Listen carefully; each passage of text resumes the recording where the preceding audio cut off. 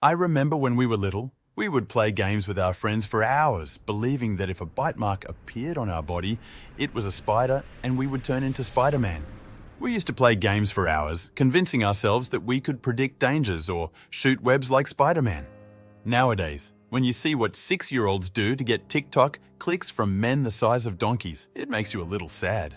But if you're someone who watches superhero movies, you might be wondering, could Spider-Man be real? What about other superheroes? Let's take a look. Of course, I don't expect the claims made in superhero movies to be completely scientifically backed up because, after all, they are fictional.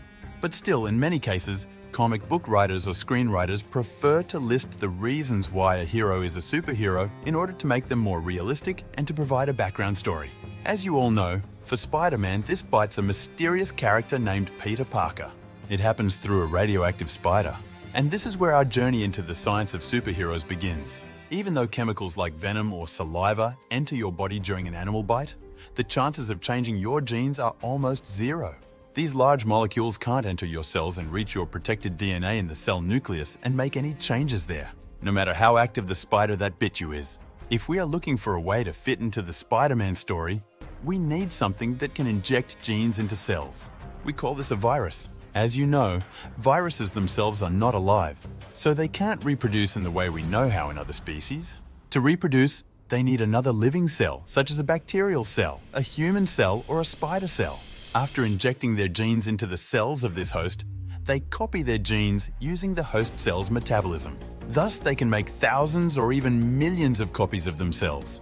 While making genetic copies of themselves using the host cell's genome, they can sometimes accidentally add the host cell's genes to their own genome. In other words, they steal genes from the host cell. Not only that, when they infect another organism, such as a human, they can accidentally paste the genes they stole from the previous species into the genome of the new host while trying to copy their own genome. In this way, gene transfer occurs between two organisms that never interbreed, such as in this case a spider and a human. In evolutionary biology, we call this horizontal gene transfer. This is because normally gene transfer can only occur vertically in the family tree from parent to child. But in biology, the science of exceptions, horizontal gene transfer can occur between sibling species that will never interbreed with the help of such viruses. This phenomenon can be found in almost every corner of life. For example, about 8% of the human genome is thought to have come horizontally from species that are not our direct ancestors. However, the viruses that infected Peter Parker may have accidentally transferred some strange genes they stole from the spider to Parker. But remember, transferring genes to one or a few cells cannot cause a change in the whole body. If we want a change in an individual's entire body, Peter Parker's mother would have to have been bitten by the spider when she was pregnant with Peter, not Peter Parker. Because the trillions of cells that will make up our bodies are formed by the proliferation and differentiation of those first few cells that form after the sperm and egg unite.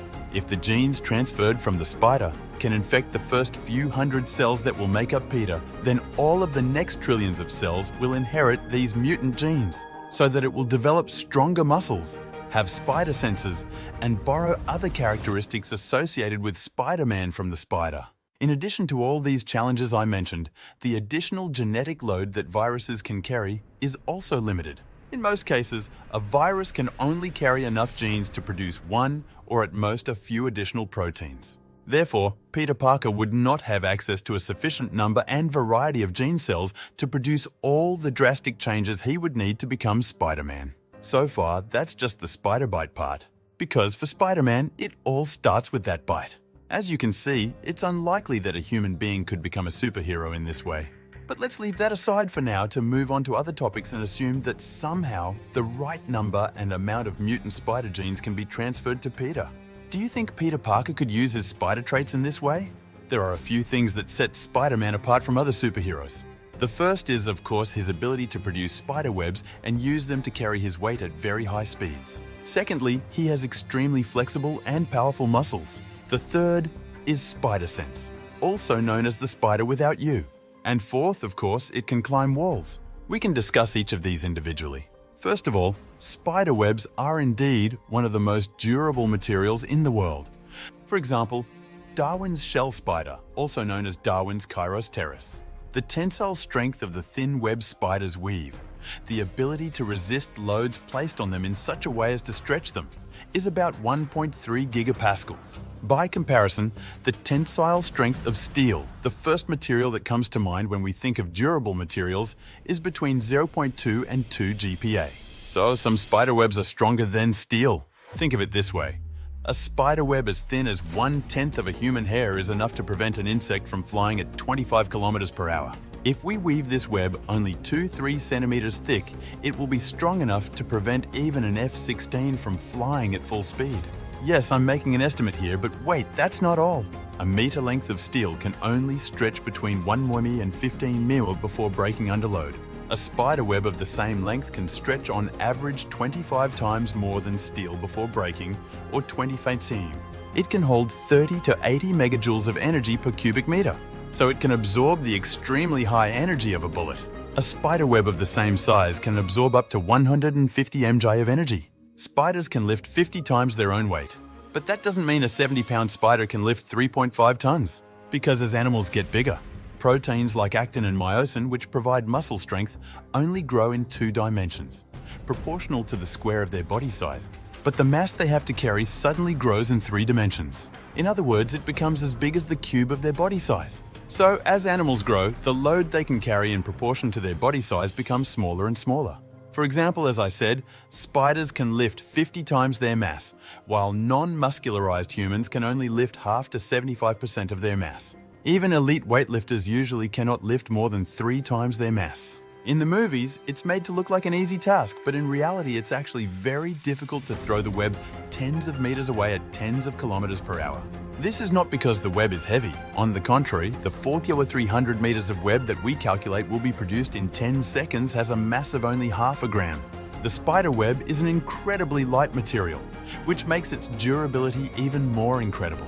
But we don't yet know of any mechanism that can properly launch such a light web at such a high speed, and spiders don't have such a mechanism.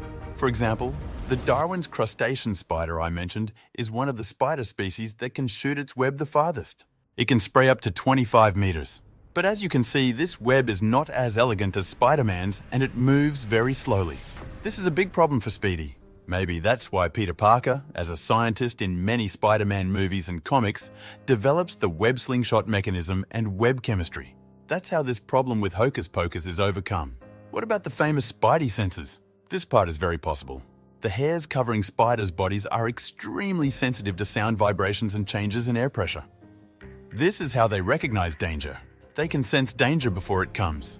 Because predators are often larger than they are, spiders can detect the sounds they make and the changes in air currents caused by their movements. This can allow Spider-Man to sense dangers that are not too far away and that at least affect sounds and air currents. But of course, there is no scientific explanation for his sixth sense-like perception of other dangers. But what about wall climbing? That's where things get fun.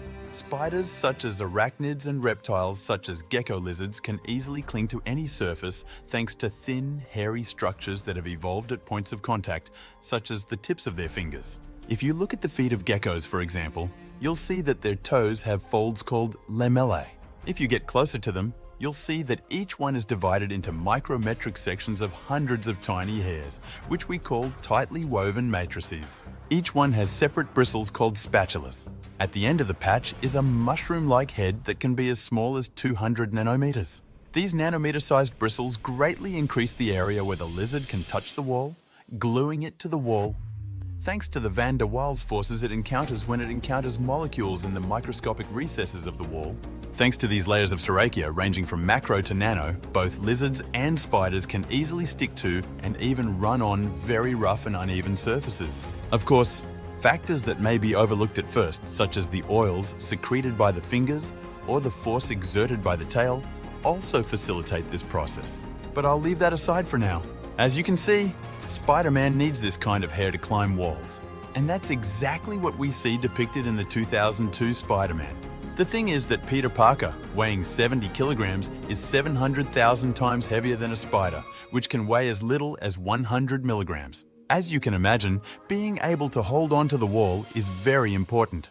The area of the furry surface gradually increases as mass increases. For example, according to one study, only 0.2% of a tick's body is sticky enough to adhere to a surface. For a spider, the figure is 0.92%. These blue dots indicate the proportion of the body that needs to be covered. In frogs, it's up to 2%, and in geckos, it's over 4%. The gecko is the largest animal we know of that can stick to walls in nature. The lack of larger, stickier animals may be due to the extra burden and problems of covering a larger area with sticky fur. This study found that for a human-sized animal to climb walls, 40% of its body would need to be covered in sticky hair. 40%! Even if only 10 fingers and 10 toes touch the wall at the same time, that's only 1–2% of the body. So for Spider-Man to stick to the wall and pull himself up, he either needs a much larger surface area, like his entire chest, or the spider hairs covering his body need to be 30–40 times stronger than normal spider hairs. Or a gecko. While he has not yet been able to fully replicate the gecko's precision engineering, I believe Tony Stark is the only one who can develop a technology that far surpasses it. Joking aside, more viscous materials than geckos have been produced so far, but these have always had limitations. For example, they stick, but they don't detach from the surface as easily as a gecko's foot. Or they get dirty and lose their stickiness after just a few sticks. Or they can only stick to very smooth surfaces. So sticking is only part of the job. The important thing is to be able to detach at any time and to do it very quickly on any surface. Engineers are trying to produce materials that can do all these things directly at the same time without having to wait for 3–4 billion years of evolution. Of course, the other thing about hair is that Spider-Man is wearing a costume. Any clothing can cover the hair on the fingertips, which eliminates viscosity. Since the interaction between the hairs and the wall is almost at the atomic level, they cannot pass through the pores of the suit and interact with the wall with the same success. Estimate? Either the fingertips of the suit are coated with a material that is super sticky or stickier than gecko or spider fingers, or Spider-Man should leave his fingers bare. And that's it.